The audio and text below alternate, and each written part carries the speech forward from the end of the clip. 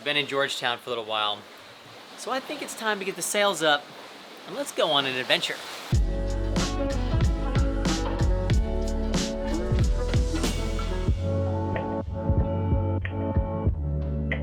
We are headed down to the Jumentos. Thank goodness! I know.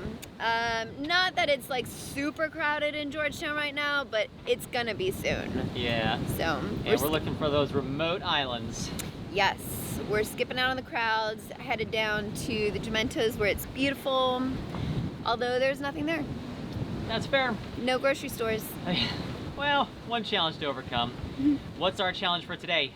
Challenge for today is getting through Hog Key Cut, which is the kind of shortcut between islands in the Exuma chain that like there's Great Exuma and then there's Little Exuma, and so at the very end of Little Exuma there's a little pass through we can make. And we have to time it at just right, huh? We're timing it at high tide. We did it last year at a lower high tide and we made it through okay. So yeah, how deep was it under the keels? I think it was just 6 inches under our keels. Yeah, that's nothing. That's way too little. It was pretty shallow, but that's also like standard Bahamas because that's not the only time we've seen 6 inches under our keels around here. That's a good point. So. All right, well then, let's think skinny. We will think skinny, and we are not the only ones out here. That's true. You know, conditions are good, so there's always a crowd headed down. That's a good point. Follow the crowd, huh? Exactly. We had waited for a nice combination of a high tide early in the day and winds that were out of the northeast. That meant we could actually sail to the cut instead of motoring straight into the waves.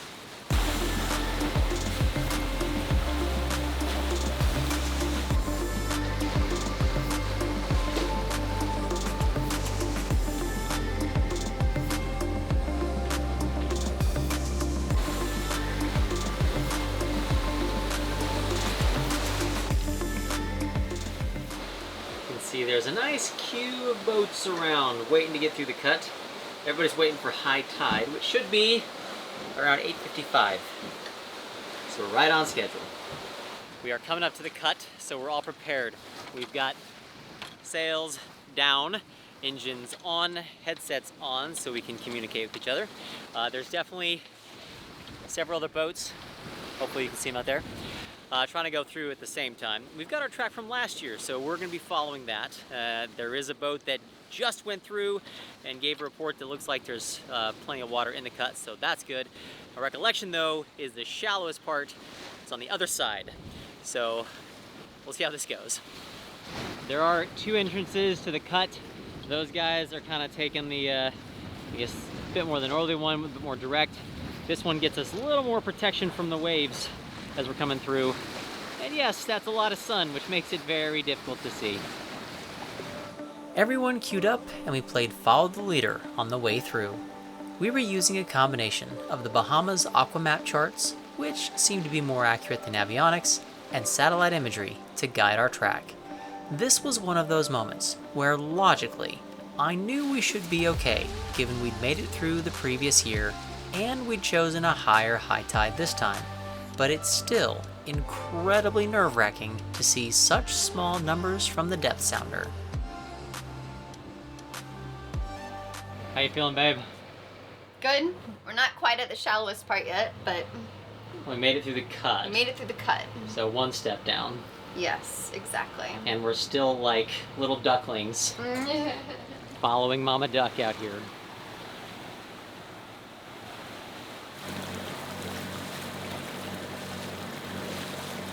Everybody's going by that old adage, slow is pro. There's a recommended line, both kind of Navionics and the Aquamaps all seem to recommend the same route. So everyone's following that. It's literally just kind of like at a slow crawl, but better to go slow than hit something hard. And it feels good because we're following the track we were on last year. We know we've got plenty of room. So yeah, on our way down towards the Raggeds. Once we'd made it through the cut and returned to relatively deep water, we could breathe a sigh of relief and continue on to where we'd spend the night. We made our first stop. We are down at Waterkey. It's kind of the typical first stop, I'd say, for most boats heading up from the Raggeds or down to the Raggeds. It is a little rolly today.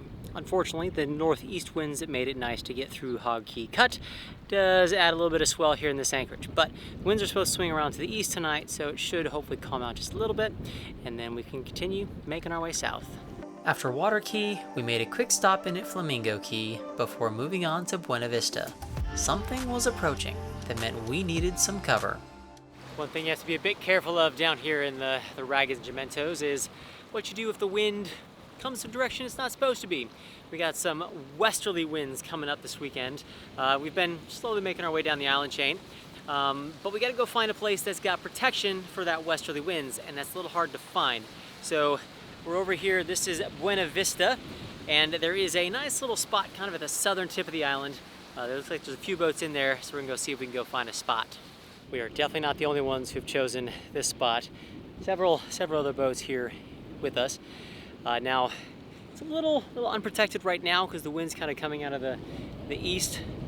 There's a nice little channel coming straight towards us. However, the wind is supposed to shift to come from that way. And so that definitely has more protection. So it feels good. We're in here nice and securely situated, lots of road out. Now we just wait for the storm to come and see how we do. There are a few different spots to hide from westerlies in the Jumentos, but this was our first time, and there was a bit of comfort knowing we weren't the only ones who'd chosen this anchorage. The holding was decent, and we settled in for a few days of high winds. The front started moving through around 4 in the morning. Because everything happens at night, we are good and well anchored here. Very pleased with this. We've got our anchor alarm on, so definitely keeping track of where we're at. Still have quite a few buddies out here with us, and even a local Bahamian fishing mothership, I guess, showed up. So I think that's a good sign we've chosen a good spot. If I look out in the sound, definitely some serious white capping out there, but we've got really good protection from the northwest behind Buena Vista, so it's working out pretty well.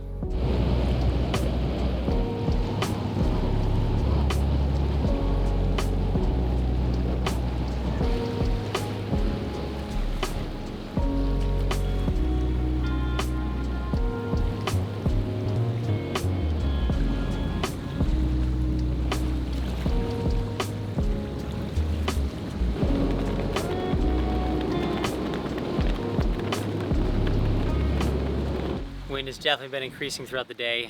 I think we're just about at the peak now. Oh my goodness, it is really windy. This will be a good test for the microphone, and if I can even hold the camera straight. But day is just about ending. I think we've probably been seeing winds 20-ish knots. We'll go this way. Hopefully that helps a little bit. But this is why we get a really good anchor, because we know that we're gonna still be here in the morning. It's not supposed to let up, I think, until early morning time, so it may not be the world's best night of sleep. But we're here, we're protected. It's about as good as it can get down in the raggeds. Wow, oh my goodness. It's like a freaking sail coming back here, Jesus. I was downstairs sleeping, and I felt the boat just kind of move weird. And when there's a storm like this, I always just want to just come up and double check everything. Sure enough, the wind seems to have picked up again. Seeing some mid-30s-ish for a little while here. Been checking the anchor alarm very carefully. We haven't moved. Been trying to kind of gauge where we are based on the boats around us. Still look like we're just fine. It's just when things feel weird, definitely worth getting up and checking out. But as I keep saying, it always seems to happen at night.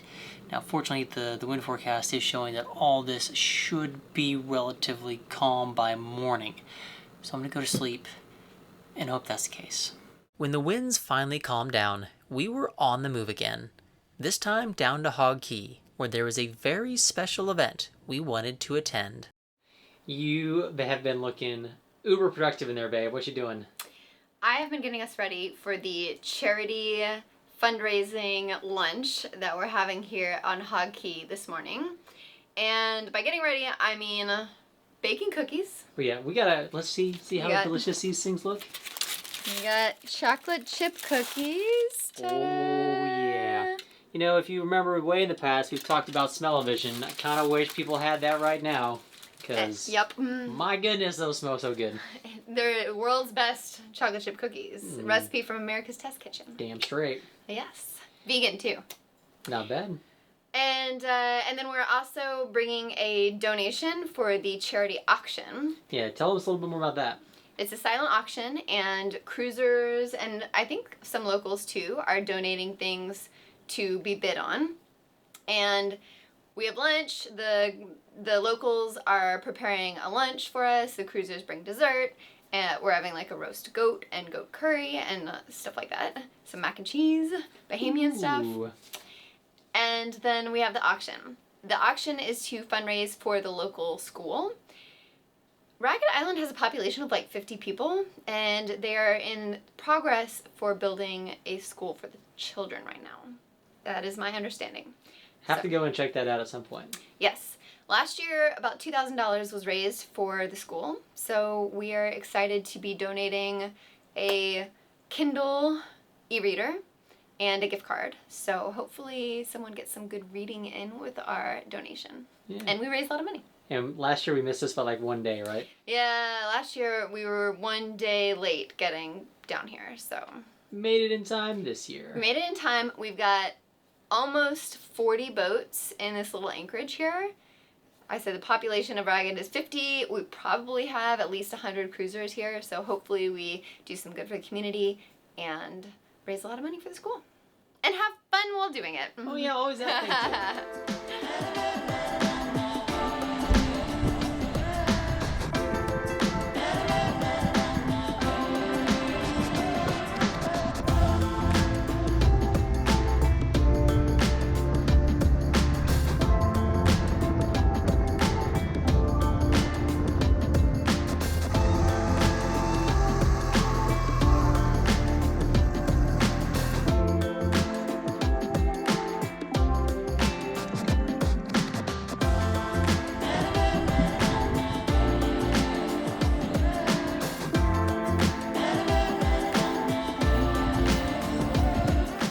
The event took place at the Hog Key Yacht Club.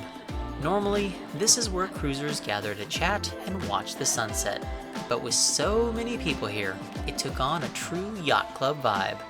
Everyone had brought chairs, and we all lined up to get our special lunch cooked by the locals from Duncantown.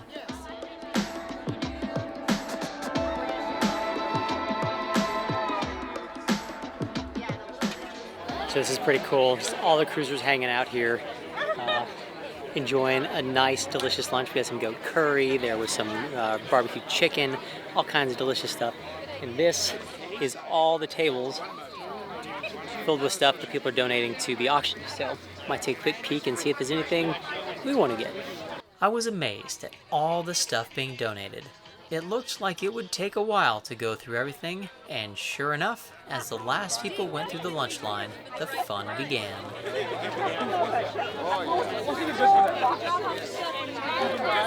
And the auction has started. So, we got a beautiful little tackle box. Flambeau. It's probably French. Oh. Beautiful. It's brand new, never been used. $5. I think $5 is $15. Got $15 over here. $15 twice. So the rule for the auction is that if any of the locals are bidding on it, then the cruisers don't. Kind of give them priority on whatever items they might find useful or helpful. So I think that's pretty cool. It's been a pretty diverse set of stuff that people have been donating. So we've got like toasters and shackles. There was a circular saw. So just kind of some random things, but it's just really cool to experience. 31. 32. 32. 35. I'm gonna go for less than 33. 33. 34. 34. I get out of the way. 34. 34. Going twice. Sold. That's the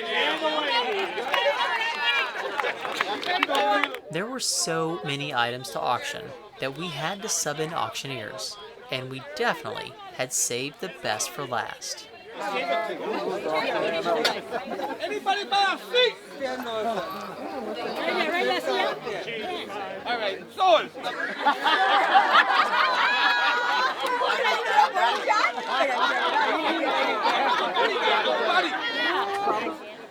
These size 8.5. 10 game twice. 11 game twice. 30 game twice. 15 game twice. 20 game twice. Sold. This was a really cool event, and it felt special to be a part of. It shows off the best of the cruising community, everyone gathering together to help benefit these places and people that are so generous in sharing their part of the world with us.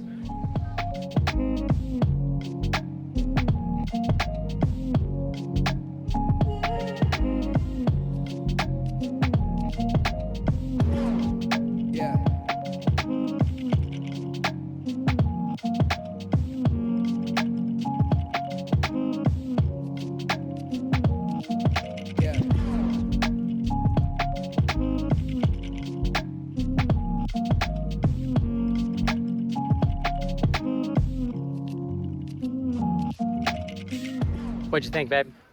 It was fun. It was crowded and loud, and I hope we raised a lot of money. Yeah, I haven't heard quite the official count yet, but it was a lot of fun watching kind of the locals compete for some of the items they were interested in.